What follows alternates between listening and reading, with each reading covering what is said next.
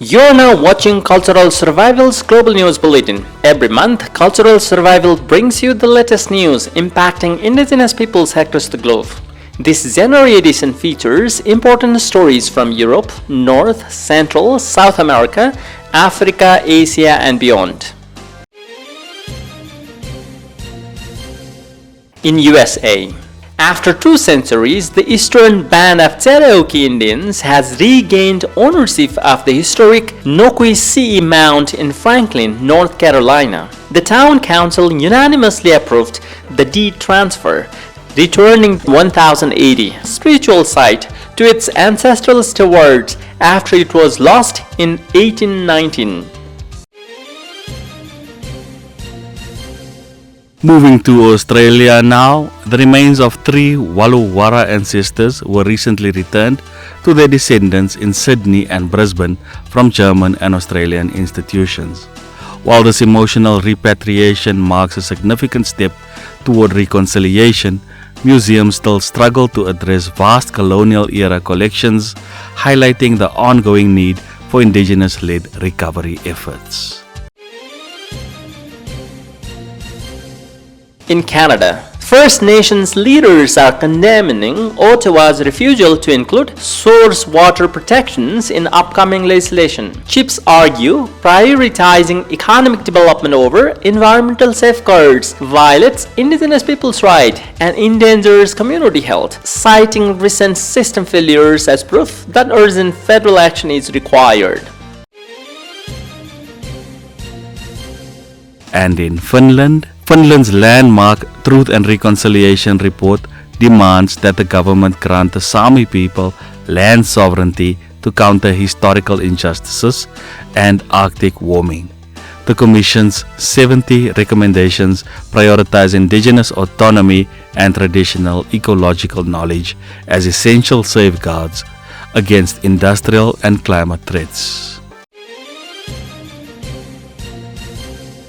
In Kenya, Kenyan environmentalists May Olol Dapasa has withdrawn his lawsuit against the Ritz-Carlton safari laws, initially claiming the site obstructed a vital wild beast migration corridor. Dapasa ended the legal challenge after his ecological concerns were reportedly addressed by developers.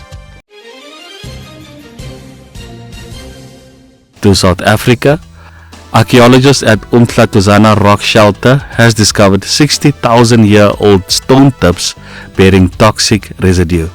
This earliest evidence of poisoned weaponry reveals that prehistoric Homo sapiens utilized advanced cognitive reasoning and complex hunting strategies to weaken prey, marking a pivotal evolutionary milestone.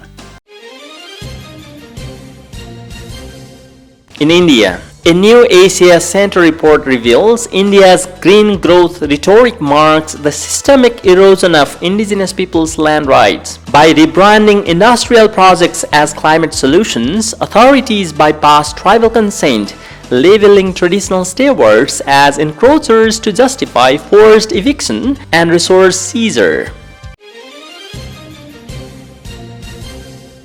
Taiwan's New Identity Act formally recognizes 980,000 Pingpu descendants, including the Saraya and Makatao peoples, ending decades of administrative erasure. Following a 2022 court mandate, this landmark law advances restorative justice and strengthens Taiwan's sovereign identity through indigenous rights. In Peru, the Latin American Center for Rural Development launched Indigenous Food Culture in Cusco, documenting ancestral wisdom across 10 nations. The work showcases how traditional food systems from the Arctic to the Amazon provide essential resilience against modern climate and food security crises. In Mexico, Latin American rural leaders recently gathered in Mexico for the 8th Continental Congress of the Latin American Coordination of Rural Organizations, a congress to champion food sovereignty. Delegates from indigenous and peasant communities pledged to defend ancestral lands against corporate extractivism, promoting sustainable agriculture as a vital solution to environmental crises. In Brazil, Brazilian federal prosecutors are demanding the immediate suspension of lithium mining in Minas Gerais, citing a failure to consult indigenous and quilombola groups. The move targets the Jequitinhonha Valley, alleging these green energy projects threaten local water and violate international laws. In Bolivia, Bolivian scholars have released a landmark Yuracare Spanish dictionary to save an ancient language spoken by only 900 people. This 25-year project documents 6,000 entries and complex grammar, providing a vital lifeline to preserve indigenous cultural heritage against imminent extinction.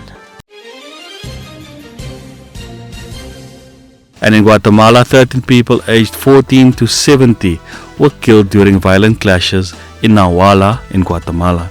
Local officials claim the National Army targeted the victims at a quarry, leaving bodies with gunshot wounds and signs of torture. The community remains in mourning. In Ecuador, more than 200 indigenous guards from Colombia, Ecuador, and Peru met in Sinangoe to strengthen territorial defense. This historic alliance unites 15 groups to share tactical knowledge and spiritual wisdom, boosting regional monitoring to protect the Amazon from external threats. That is all for this edition of Cultural Survival's Global News Bulletin. Stay tuned for our next broadcast. For more information on the rights of indigenous peoples, visit cs.org and follow Cultural Survival on Facebook, Instagram, LinkedIn, Threads, and Blue Sky.